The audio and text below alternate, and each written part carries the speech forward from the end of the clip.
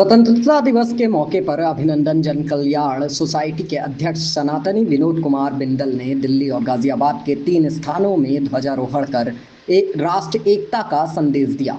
कार्यक्रम की शुरुआत विवेक विहार स्थित हनुमान बालाजी मंदिर से हुई। इसके बाद कड़कड़डूमा स्थित SHB MDH कैंसर एवं मल्टी स्पेशलिटी चैरिटेबल हॉस्पिटल और गाजियाबाद के इशाक नगर स्थित हनुमान बालाजी भारतीय चिकित्सा चैरिटेबल स्वास्थ्यवर्धक संस्थान में तिरंगा फहराया गया।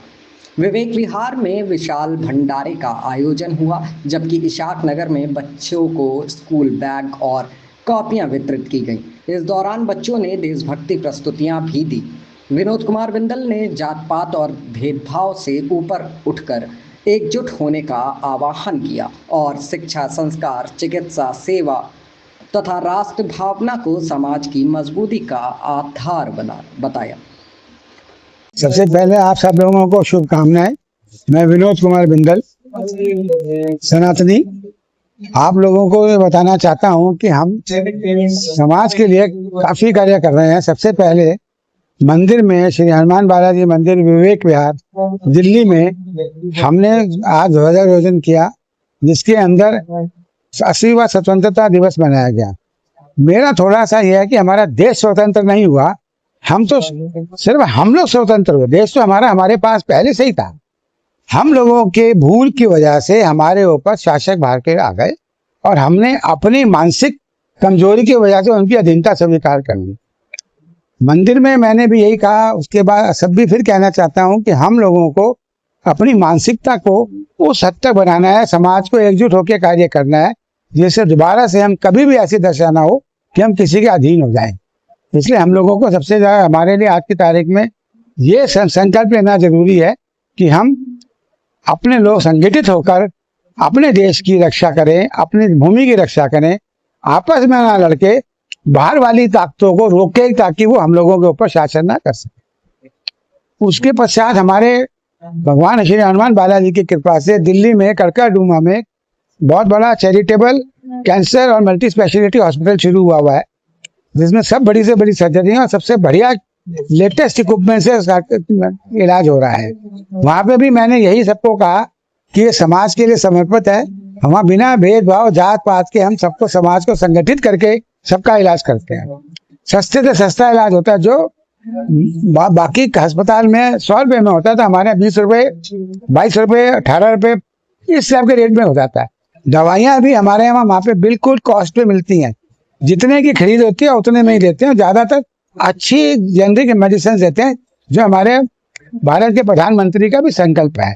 आयुष्मान से वहाँ सबका इलाज कर रहे हैं, जो बड़े अस्पताल मना कर देते हैं ताकि गरीब की सेवा पूरी हो सके। उसके बाद हम यहाँ पे अभी इशाक नगर मोदी नगर में है, जहाँ पे भी श्री हनुमान बालाजी की कृपा से चैरिटेबल आयुर्वेदिक और प्राकृतिक चिकित्सा का 360 बेड का अस्पताल बनाया गया। ये भी एक तरह से चैरिटेबल है, कॉस्ट टू कॉस्ट चलता है। और यहाँ पे भी प्राकृतिक चिकित्सा आयुर्वेद से हम सब लोगों के इलाज का, सब तरह के नागरिकों का इलाज करने की कोशिश करते हैं और सफल भी हो रहे हैं। यहाँ भी पूरा सामाजिक सेवा का भाव है, कोई भी कमर्शियल एंगल यहाँ पे नहीं है।